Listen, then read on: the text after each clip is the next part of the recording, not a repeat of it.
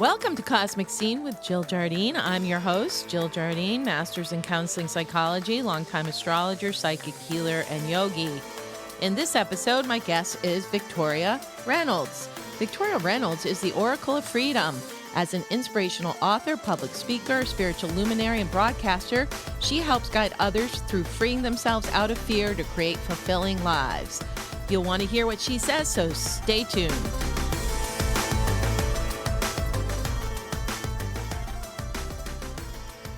Welcome to the episode featuring my guest, Victoria Reynolds. Victoria Reynolds is an oracle of freedom. Through her inspiring books, public presentations, broadcasts, and forthcoming films, she helps guide others through transcending their own fear to create a life they love. Victoria was born into a fundamentalist, polygamist doomsday cult in the mountains of Montana, where she experienced all kinds of emotional, physical, sexual, and spiritual trauma before running away from home as a teenager. Against all odds, she went on to become a successful entrepreneur. A midlife holy shift put her on her soul's path and higher purpose of assisting humanity in rising above fear. She lights the way for others through her books, programs, private sessions, presentations, and media appearances. Victoria is following her soul's purpose of assisting humanity from fear-based beliefs to create a world of peace and prosperity for all. She's also the author of several books, including Transcending Fear, Recreating Earth, Little Marigold, Own Your True Worth, Free Your Spirit, and Rise Up. You can connect with Victoria through her email, victoria@victoriareynolds.com, her website, www.victoriareynolds.com, her Facebook page, facebook.com, Victoria Reynolds, and her YouTube channel, youtube.com/C/Victoria Reynolds. It's my honor and pleasure to welcome my guest, Victoria Reynolds. Welcome, Victoria. Thank you. It's a delight to be here. So happy to have you on Cosmic Scene. I know you have a lot to share with our listeners, and I'd like to hear a little bit about your story, how you got to where you are, and we'll talk a little bit about your books and some of your other offerings throughout the podcast. So I'd love to hear a little bit about how you got to where you are. Well, it has been quite a journey. One of the things that I discovered as I was going through this process is that I put myself where I was born. And that was a really, really difficult concept for me to understand at first because I grew up in a fundamentalist, polygamist, extremely patriarchal cult in Montana. And I remember as a little girl hearing that God had chosen my life for me and that he had put me there because I was one of his very most chosen children.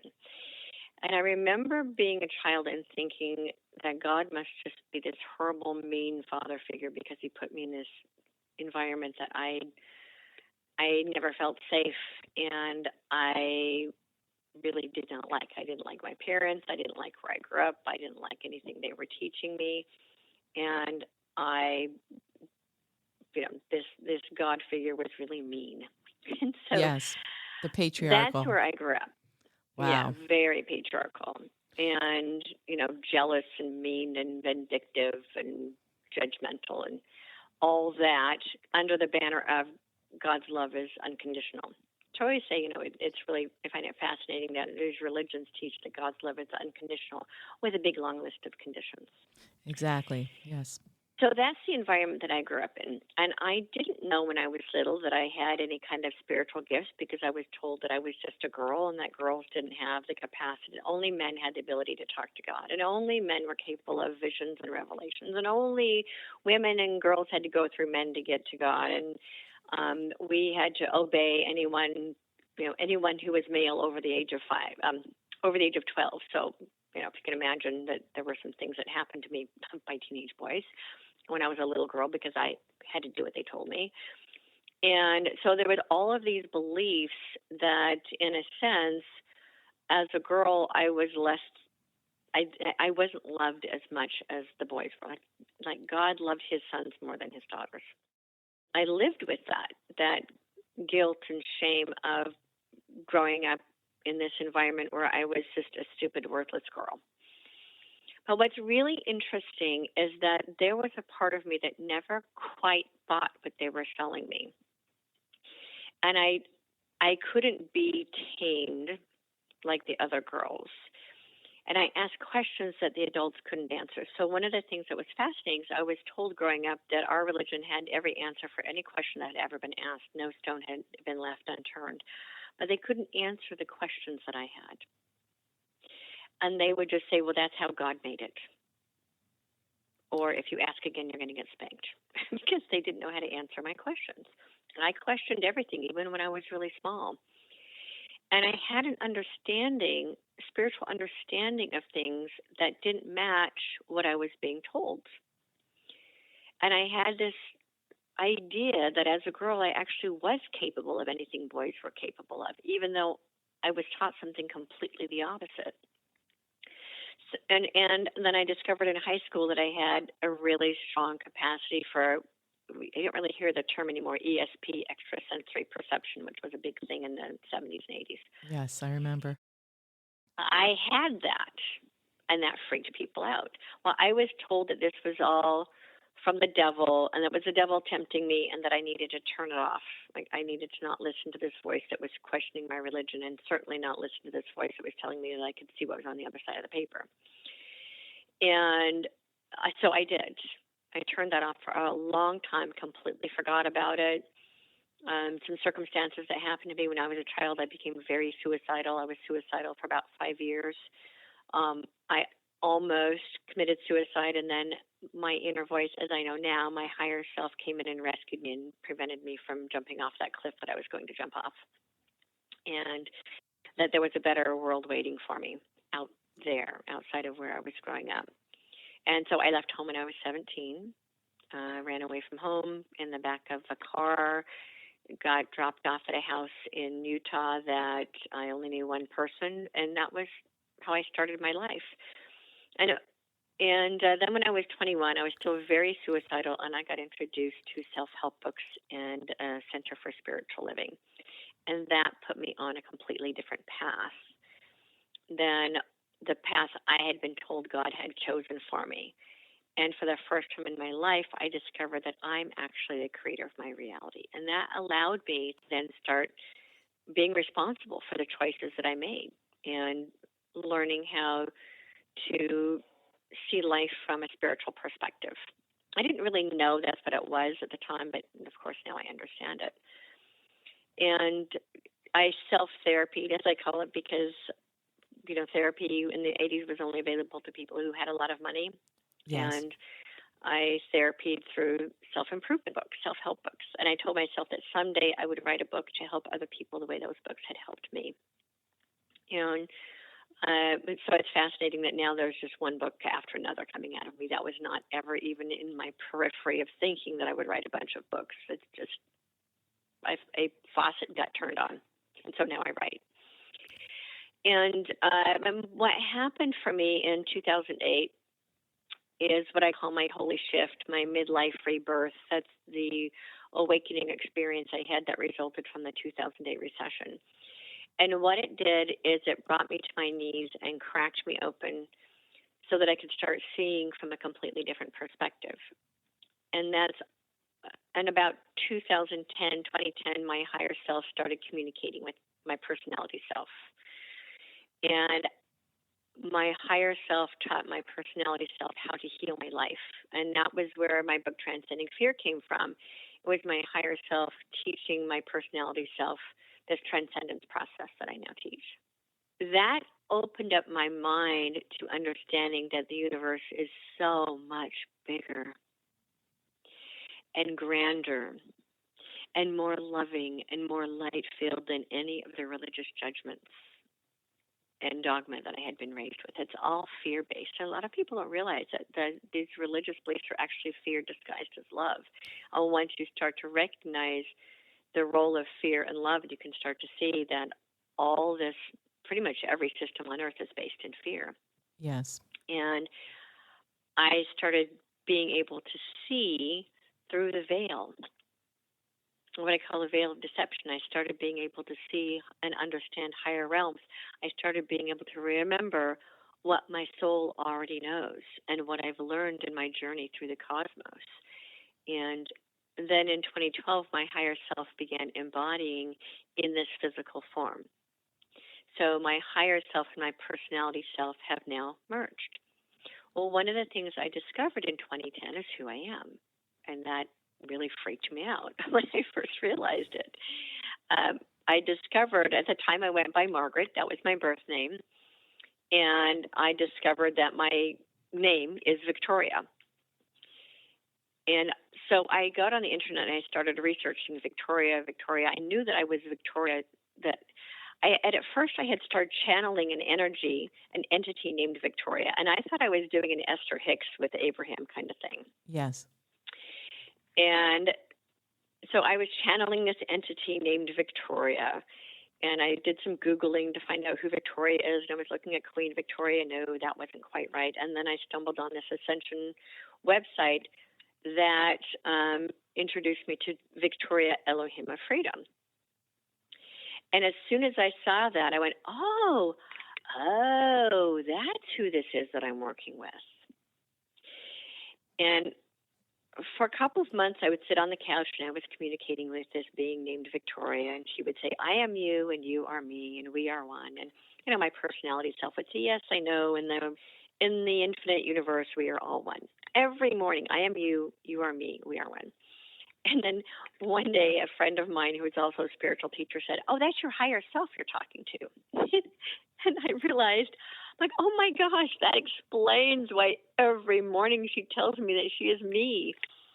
And so that's when I started to understand, my personality self started to understand this concept of higher self, and that there are aspects of us that aren't in physical form, that are out there in the greater fields of understanding that aren't physically embodied in our form, and we always have access to that.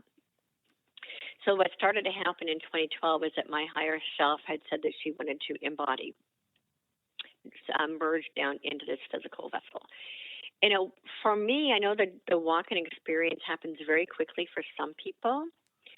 For me, it was a process that took about 6 years to fully integrate. So Victoria Elohim of Freedom, fully integrated into this physical form in September of 2018. Wow.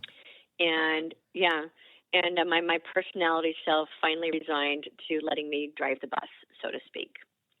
So my personality self is still with me. She plays a role called Mommy Margaret. And her job is basically to look after the kids. I have a 20-year-old and a 17-year-old. And once that role is complete at the end of this year, my role as Mommy Margaret is complete in August of this year, as the kids both go off to college. What an amazing story so far. And so this is the reason I have access to all this information, because I am one of these ascended beings that has chosen to merge down into human form. And I am not shocked by what you're saying, because back in the 80s and 90s, I did read a lot of books too. And what we used to call that, it's called the soul. You're calling it higher self with personality. I remember this, and I used to read a lot of old esoteric books on this. It's called soul infused personality in certain traditions. And it's exactly as you are describing it. The personality ego is basically still there, but sitting in the back seat, doing what's required in like a worldly way. And then the higher self or soul is in embodiment. So you went through what is a metaphysical teaching from, not religious, metaphysical. And I also want to comment on how you were born into the cult that you had to grow up with in childhood. And first of all, strong soul, pick that as an incarnation karma, so to speak, to almost like clear at a young age. But it's interesting because I would say that experience with everything you had to deal with was you basically experienced an archetypal religion, how the archetypal manifestation of religion is on the planet for the last 2,000 years, everything that's wrong with it. Mm-hmm. You basically lived through it. And obviously there's a reason for you to have lived through that. I mean, as painful and as traumatic as it might have been.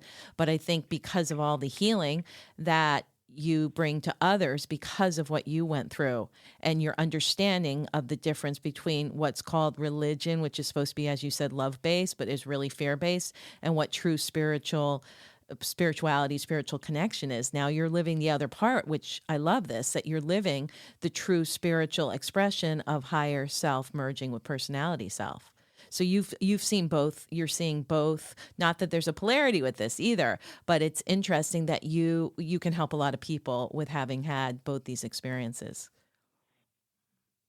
Right. Yeah, and so when I understood that, when that message came through that I chose that for myself, that at first it was shocking, and then because I had already done so much work on my story, I now call my backstory because we all have one. Right. It's learning how to process your backstory so that it just becomes a backstory. And that when I realized that, I went, oh, that makes so much more sense than that this mean judgmental God put me there. Like that I chose that as a soul because I needed to experience what I experienced in order for me to teach what I'm here to teach. And I could and be who I'm here to be. I couldn't teach or be that if I hadn't experienced that. Right. And it was an intense experience too, that a lot of people would understand that it would cause your soul to really come forth. And I believe your soul was there as a child protecting you to some level to get you out of the situation as well. Oh, yeah, yeah. Most definitely. There are times in my life that my inner voice came to my rescue. Multiple times came to my rescue. And I just called it my inner voice. I didn't have a name for it, but there was a voice within me that would tell me when a situation that I was in wasn't safe. And, and it took me years to understand that that was actually my higher voice, not just the still small voice that I was told girls have this teeny tiny little voice that sometimes nudges them. This was actual words that would tell me when to move and what to say and what to do. And as I realized that there is this higher part of us that's not in our physical form, that explained this voice that I would hear when I was a child. And that came to my rescue when I needed to be rescued. So that you really understood the difference between your personality voice and your higher self, which a lot of people don't know how to make that distinction. I want to shift gears a little here now that we've heard your story, Victoria, and talk about what has been coming through you recently, including the book Recreating Earth. And you talked earlier about fear-based reality versus love-based. And I think a lot of people don't understand that or may not even know what that means. Would you mind clarifying that for our listeners? Of course. So humanity has been living in a fear-based reality for a very long time. My understanding is approximately 11,000 years in this particular construct of the human experience. And that my understanding is that we lived in a love-based reality. This is actually what the story of the Garden of Eden is, that there was that time when Earth was this beautiful planet of peace and paradise, and there was only love. There was this beautiful innocence of, if you think about humanity on a evolutionary scale and compare it to the growth of a child, that when humanity was in its infancy, we lived in this beautiful love-based peace, prosperity, Garden of Eden. In the loving arms of the Divine Mother, the Mother Creator, Mother Earth, was this beautiful home. If you imagine being an infant in this home and always held in the loving arms of the Mother. Well, there was a time about 11,000 years ago when fear came to the planet and humanity began experiencing learning through the contrast. So if you then imagine that we're a year old and we were like, Mommy, I want to go outside and play. When you go outside, then there's other kids out there, and there's a possibility that you might fall down and get hurt. There's contrast out there in the field. So we left the garden to go out onto the playground of Earth. And humanity really is still quite young. We're pretty much on a species scale. We're actually just toddlers, 3-year-olds out playing on the playground of Earth, and that. And then if you look at it from a soul level, I always try to look at what's happening on the planet from a soul level. On a soul level, the collective of souls agreed for Earth to be a learning planet, and we agreed to learn through the contrast on the playing field of Earth. And so in this contrast, we're experiencing love and fear. And the intent was to learn through the contrast of love and fear. And there was supposed to be a balance. But somewhere there became an imbalance. And there are human beings who learned that they could use fear as a means of control. So, for example, religion is actually based in fear, and it's used to control the masses. Yes. But it looks like love because it's painted like love. Right. God's love is unconditional with a big long list of conditions. The unconditional part is love. The conditions are fear. And it got to the point where our reality became almost entirely fear-based. All of our systems are fear-based. All of our beliefs are fear-based. And so what is happening now is that there is a rebalancing that's taking place. And in this rebalancing, the soul of humanity, one of the things I was shown about 15 years ago when I first started having these experiences is I was told there would come a time when the collective of souls would choose for this to be a planet of peace rather than learning through the contrast planet. And that back then is when I started seeing that we are going to create a new reality based on love. I didn't use the terms New Earth. I didn't use the term 5D. Those are all fairly new terms for what's happening on the planet. What I was shown is we are creating a new love-based reality, and that is where the choices are made. The default is love. In this reality, we have been living what I now call the old reality because the fear-based reality is no longer a reality for me. My life is based in love. Every decision I make is from love first. The default in its old reality is fear. The decisions are made from fear first. So that's what we're moving out of. We're moving out of the default of fear and moving into the default of love.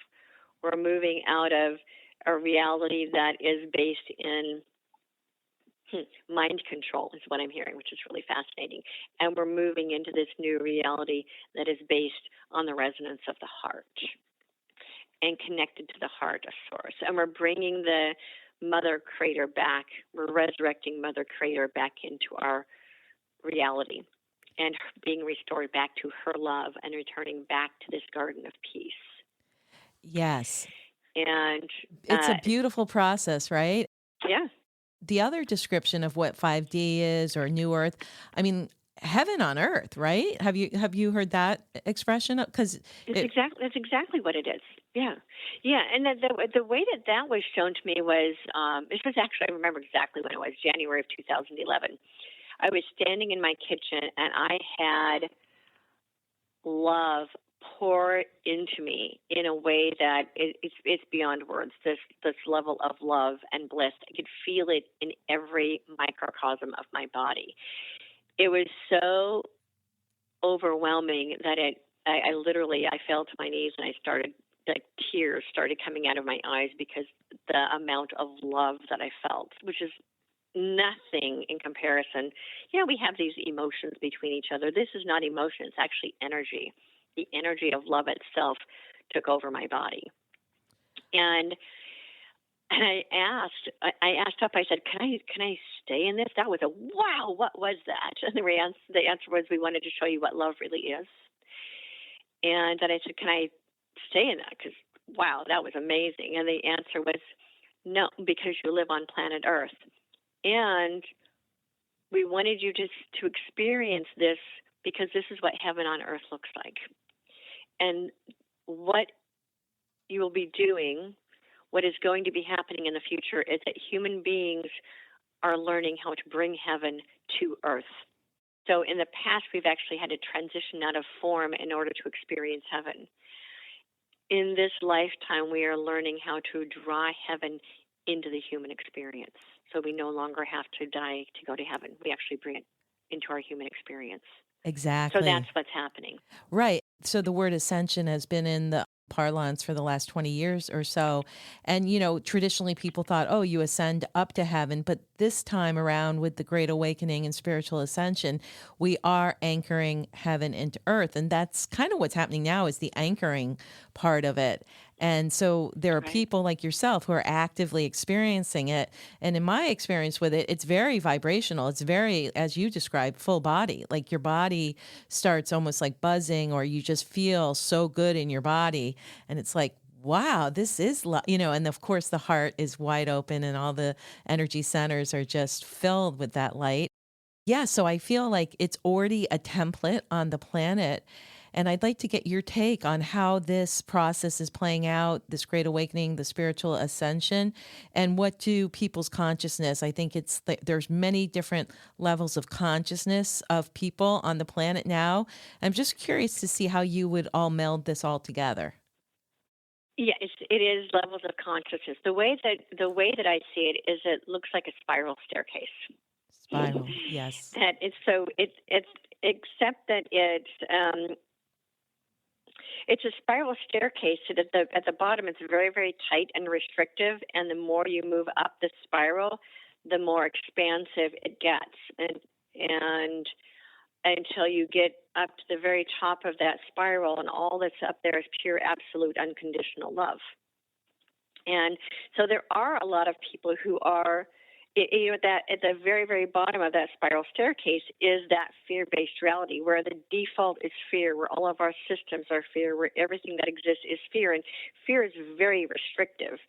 It's that voice that says you don't have it, well, basically to fear everything. And the ego had been programmed to be afraid of everything. And as you wake up and you have an awakening experience, usually the awakening experience involves a death of some kind. Very rarely do people just wake up one day and go, oh, I'm awake. Usually it involves the death of a business, the death of a dream, the death of a reality, the death of a loved one, the death of a marriage, something like that, like becomes an awakening experience, which is why so many people woke up in 2020, because it was the death of an old reality. That being locked up for 3 months was a mass global awakening, Right. because it involved the death of an old way of doing things. The old normal no longer exists. Even the dark side of the contrast was saying there's going to be a new normal.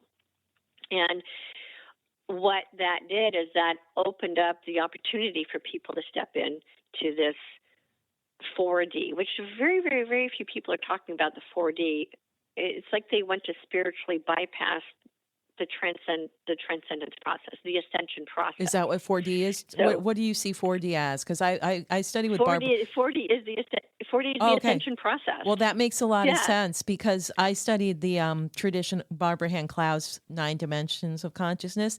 And basically, she said 4D was the astral plane. And guess what? You have to go through that to get, which is all the fear based archetypal energies that keep people hmm trapped in 3D. So that is right in alignment with what she taught 20, 30 years ago. Yeah. So in 2012, 3D and 4D converged.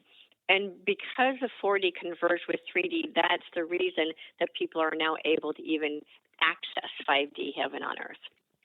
Where before you had to go through that 4D, which is some people would actually call that hell in a sense, because in that dimension of consciousness, that's where we do our shadow work. Yes.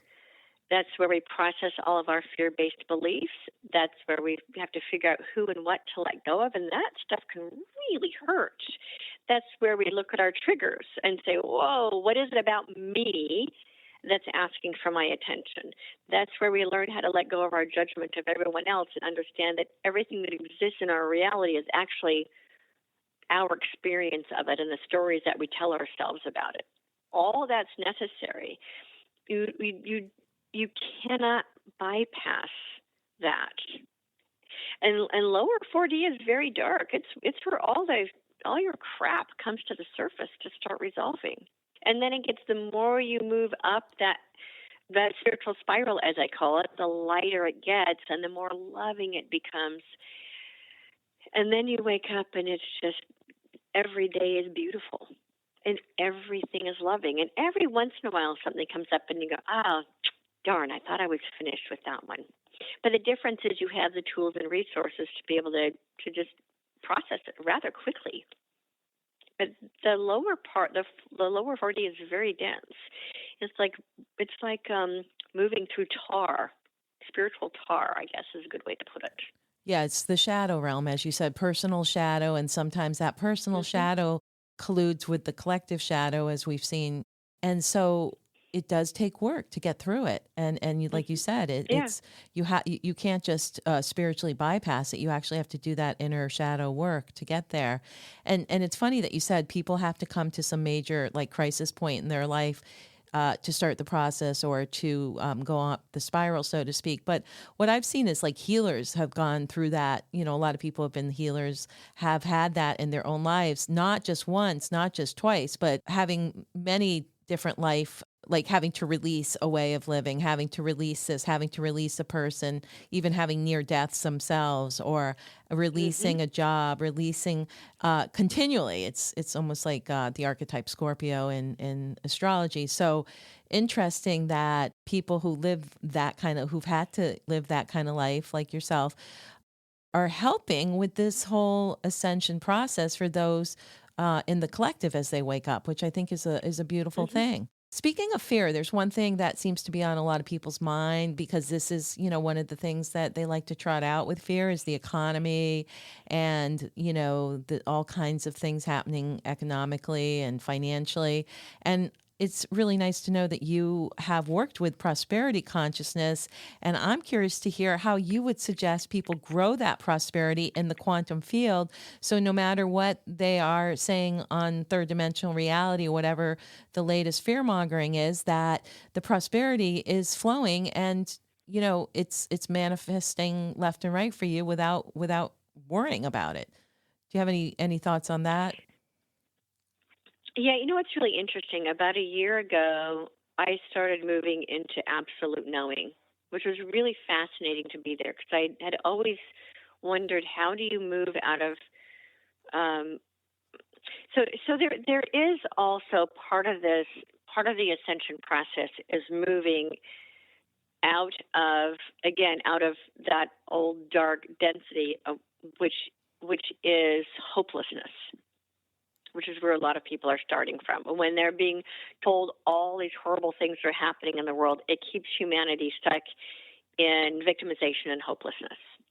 And it's intentional because if we pull ourselves out of the stories of victimization, we start self-empowering.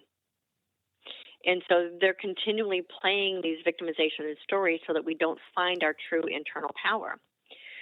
And the one of the best tools I have found to pull yourself out of that is gratitude. And it sounds counterintuitive.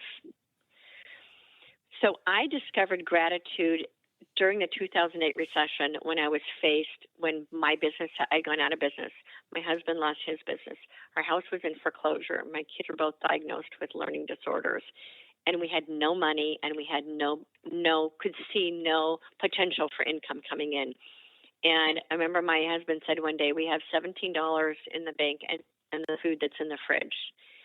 And he said, thank goodness we have one car that's paid for because his car had gotten repoed. That if we become homeless, at least we have a car to live in. And I had a 6-year-old and a 3-year-old at the time. And I was facing thoughts of suicide again. And I got the guidance to go out and start walking in the morning. I was like, okay, and I kept asking, how do I fix my life? Where's money going to come from? Where's money going to come from? That's all I could think about is because money is the solution to everything. We think about money as being the solution to everything.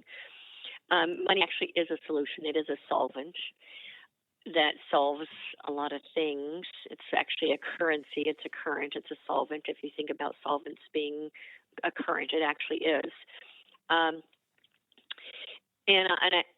So I kept asking, how do I fix my financial situation? I was out walking one morning and the message came in, begin with gratitude.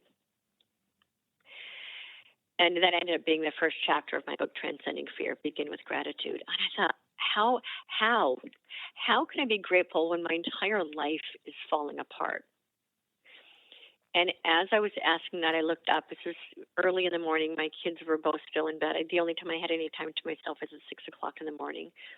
And I looked over and I saw a sunrise that was more beautiful than anything I'd ever seen. It was purple and pink and beautiful. And what I heard was, begin with being grateful with the eyes to see. And that changed my life, because I suddenly understood, I'm grateful for the eyes to see. I'm grateful for the skin that feels this breeze. I'm grateful for the house I live in. I'm grateful for these legs that can walk. I'm grateful for the hands that can feel. I'm grateful for the nose that can smell the roses. I had to start there because it's the only thing I had to be grateful for. And what I discovered is that gratitude opens a portal to receiving. Gratitude is one of the most powerful forces in the universe. And when you can start to see everything in your life through the eyes of gratitude, it magnetizes more to be grateful for. It is a literal magnet for the universe.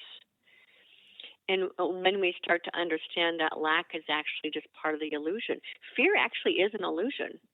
It is a projection onto a future that doesn't even exist yet.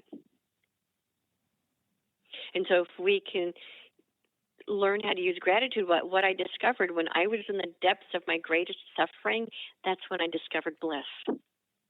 And I finally understood that happiness has nothing to do with the circumstances.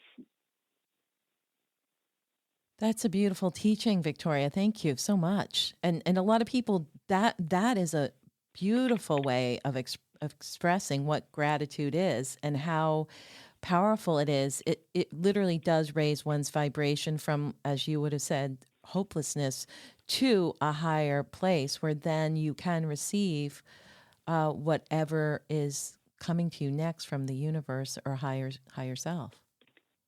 Yeah, it actually opens a portal for receiving. I love So that. a lot of people think about gratitude as an emotion of, lip service. And they, I remember when I was a kid and we would pray 10 times a day, and I'm not kidding. I'm grateful for that. I'm like, it was just lip service. Gratitude is a visceral, energetic experience. And when you actually sit in that visceral experience of gratitude, it is overwhelming, the amount of love that comes with that visceral experience of gratitude. And it literally, it opens up a portal for completely shifting your entire life experience. And one of the things I want to share is you can't experience gratitude and complaining in the same space. They can't coexist. You're either complaining about what is, or you're finding a way to be grateful for what is. And as long as you're sitting in the complaining of what is, it keeps you stuck in those lower vibrations. It keeps you stuck in literally stuck in that 3D vortex of fear. And from the space of gratitude, everything becomes possible. And you start moving out of hopelessness and into hope. And then above hope is faith. And then above faith is trust. And above trust is absolute knowing. And we got to start with gratitude. Profound wisdom today here from Victoria Reynolds. Victoria, it's been a pleasure and illuminating to have you on the show. And I just wanted to mention that I feel blessed to have met you. I met you at the Ascension Conference Expo in Sedona, Arizona, and I saw so much light around you. I just walked into this exhibit and I can see who's lit up. I saw so much light around you, and I just was drawn immediately to your booth and got your book, Recreating Earth, which, do you want to tell listeners how they can access your books? You can just get it on Amazon. Oh, perfect. If you went about, you can go to my website, which is victoriareynolds.com, and that book is there along with my other books. My book, Transcending Fear, is in the middle of an updated version. People can buy the original version if they are so inclined, and that book I wrote in 2012. And so, all my books are there on my website. I have a couple of other products there. And I also do personal sessions for people who might be looking to have a session with me. I'm actually not very good at self-promotion. So it's funny because one of the intentions I set years ago is that if people need to find me, they'll find me. And so, as you said, when you walked into the Sedona event, that you saw me. Those are just the intentions that I set. Yes. And That's how it works. and then I have a YouTube channel too. For people who want to see my videos, I also have a YouTube channel. That's excellent. Well, thank you so much. You gave us some beautiful teachings today, Victoria, and maybe I think if you're open to it, we'll have you coming back on the show to talk about the new edition of Transcending Fear. That would be lovely. Well, thank you so much, Victoria. Thank you.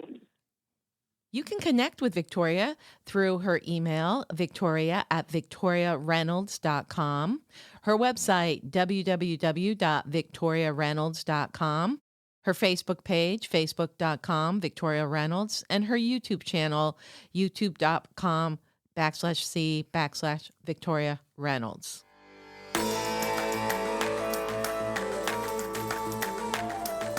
I hope you enjoyed this episode featuring my guest, Victoria Reynolds. Remember to subscribe, download, share, and give us a 5-star review. This is Cosmic Scene with Jill Jardine, sending prosperous and positive vibrations into the quantum field.